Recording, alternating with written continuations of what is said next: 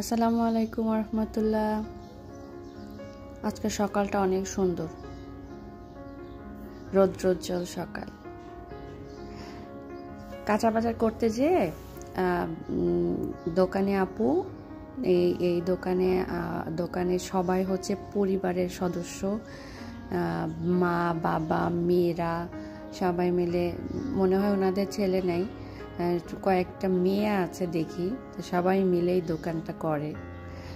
সবজির আরও আনুষঙ্গিক আরও অনেক কিছু আছে। তো আমি বললাম, আপু আমাকে 2টা পুদিনার ডাল দিয়ে দেন, আমি একটু লাগাবো, দেখি হয় কি না। এই যে এখন লাগাচ্ছি, তা হবে কি না আল্লাহ মাহবুব জানে। আপনাদের কি মনে হয়, গাছগুলো কি বেঁচে যাবে? হবে ঠিকঠাক মতো? দোয়া করবেন যেন গাছগুলো বেঁচে যায়, গাছগুলো যেন হয় সুন্দরভাবে। আসলে আজকে তো হচ্ছে শবে বরাত, বেশিরভাগ মানুষই দোয়া কালাম করবে, প্রার্থনা করবে।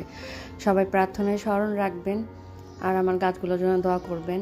এই পুদিনার গাছটা আমি ভাবছি কিচেনে রাখবো, সুন্দর মতো যদি হয় তাহলে আলহামদুলিল্লাহ। আমার কিচেনে আলহামদুলিল্লাহ খুব ভালো রোদ আসে, সুতরাং ওখানে রাখতে কোনো সমস্যা নাই। আমি ওখানে রাখতে চাচ্ছি ইনশাল্লাহ। এখন আশা করছি যে সুন্দর সতেজ গাছগুলা হয়ে যাবে।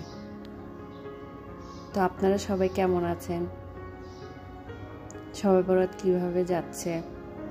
আজকে তো সবাই অনেক রান্না বান্না করবে, হ্যাঁ, নামাজ কালামও পড়বে, দোয়াও করবে।